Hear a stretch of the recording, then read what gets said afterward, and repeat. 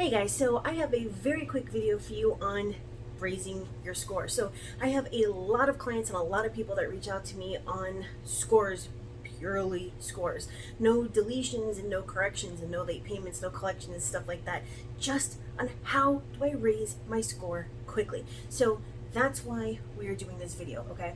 So now if you are going for a mortgage or you need to refinance or you want a vehicle, then this is the video for you, okay? So we are looking at 6 different things that you can quickly raise your credit score, right? And we're gonna go one by one.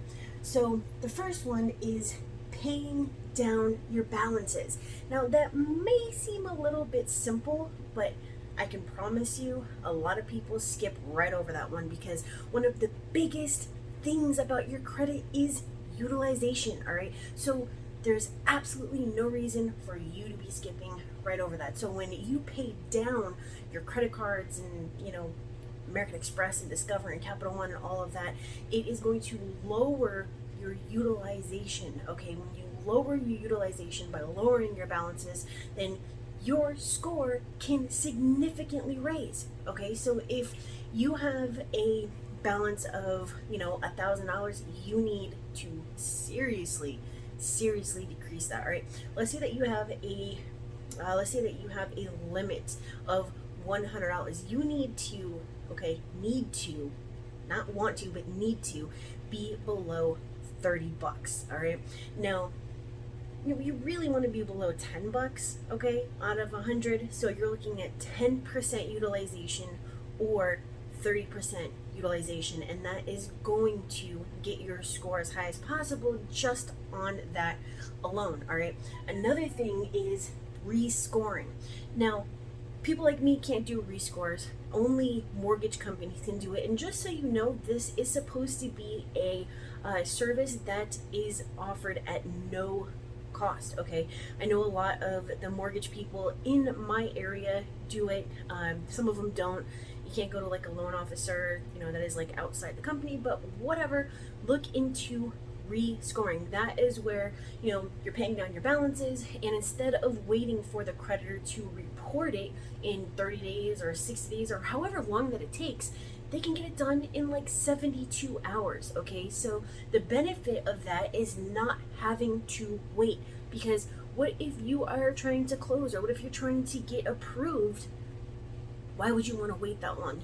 Time is not something that is in your favor in that situation, all right? So now another thing that you can do, and let's just take a step back real quick. You can find a lot of this information in the playlist on indirect dispute techniques, okay? So after you watch this, go and watch that playlist or any of those videos individually on indirect dispute techniques, all right? So raising your limits, okay? So not just paying down your balances to get your utilization as great as possible, but one of the other things that you can do is call Capital One, call American Express, call Bank of America, call Wells Fargo, whoever it is that you have these accounts with, and ask them to raise your limit, because when you raise your limit and you lower your balance, it is also going to decrease your utilization. And we've already spoken about utilization, so we need to get those numbers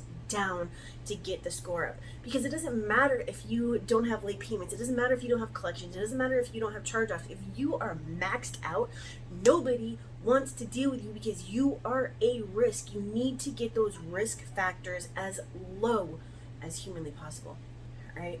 So number 4 is rapid inquiry removal. All right, so one of the things that you can find for free on my website at expertcreditsweeps.com/VOD, I believe it is not just the VOD letter 1. You can also find a PDF on rapid inquiry removal. All right, so inquiries, I have like a love-hate relationship going on with them. On one hand, I hate doing them because it is a ton of time having to dispute with the creditors, and it's a ton of money in postage, and they're just really freaking annoying, and sometimes they're difficult to get off. But another thing is that they only affect your score 3 to 5 points.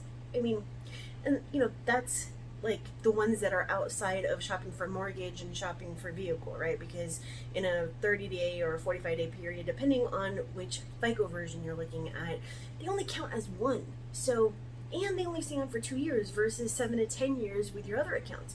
So why bother? But if you have a gazillion of them, then yes, you definitely need to do something about it, right? So that is when you want to look at rapid inquiry removal. Like I said, you can find it on my website for free. Okay, so what this is where you are basically using the squeaky wheel method, which we've spoken about before, where you are just turning the wheel with your disputes. You are disputing with the bureaus, you're disputing with the creditors, you're calling, you're faxing, you're freaking emailing, you're, just becoming a pain in the ass. But instead of waiting 4 months, instead of waiting 6 months, instead of waiting months, you're getting it done in a matter of maybe a week or so, okay? So this is definitely something that you want to look into, but a company cannot do this for you. It has to be you, because you have to be the one that's calling. You have to be the one that's becoming the pain in the ass, all right? So go and check that out if you have issues with your inquiries. All right, another thing, this is very important, and going back to indirect dispute techniques, okay? You need to ensure that your limits are reported on your accounts.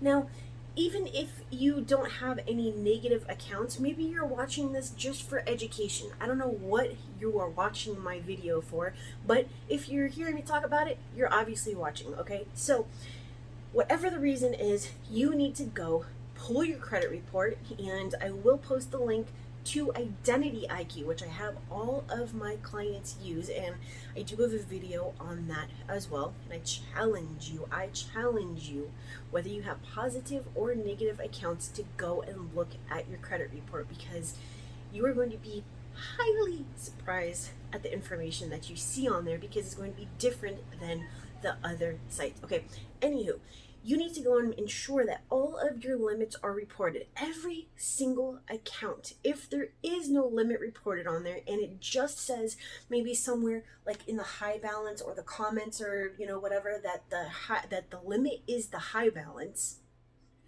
then you have a problem. Now, Capital One is notorious for this. They will not report your limit. They're going to say that the high balance is the limit. Now, what if you only went to like 500 out of 1,000, and your limit is 1,000, but they're only saying that your limit is 500 because the high balance is the limit, right? Now, how is that hurting you? That is hurting you because it is 50% less than your actual limit, which means that your utilization is screwed up, which means that your credit score is not optimized, okay? So you need to go and ensure that all of these numbers are reported on your credit correctly, okay? If it's not, you need to dispute it, even if it's positive, okay? Because that is hurting you. All right, now, obviously, the last one is to remove all your negative information that is going to raise your score. Not all information that is negative needs to be removed. That is a different video for a different day, but I am just throwing that one in here because it is very, very important.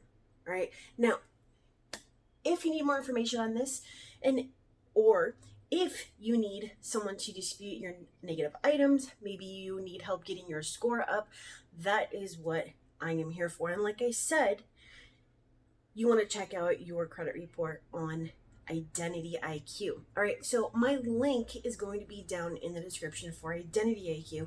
It is an affiliate link. Even though it is an affiliate link, you are going to get a discount. Instead of $29.99, it is $21.99. So you get a discount, you get the correct information, and yes, I have my clients use Identityiq, and I will explain in a different video why. But put very, very simply, it shows every aspect, every aspect of an account that you need to know to dispute using factual-based disputes, such as data last activity, data last payment, the status update date, or the date last reported, as well as the payment history and the balance on the monthly payment and the past due and the open date and just everything that is relevant. The only thing that is missing is a 7-year payment history. So besides that, it shows everything that you could possibly need, all nicely put right next to each other.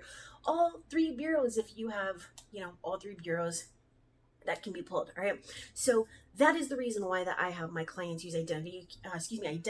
And after all these years of doing what I do, I have split tested, I have A/B tested, I have figured out that this is the best site to obtain the information. All right. So now, if you need my help, it is very, very simple. If you would like to see if this would be a good fit, because obviously I can't help everyone, and I don't want to help everybody, and I don't have room to help everybody, go and schedule your free discovery call down in the description. Now, lastly, I do have a webinar on the 11th, and it's on how to maximize your results by understanding the difference between the methods. Okay, when I say methods, I'm talking about identity theft and the 609 and factual based disputes and disputing with creditors versus disputing with the bureaus and using the 623 or 1681 or any of those letters. Okay, so when I say methods, I am talking about the letters because they intertwine.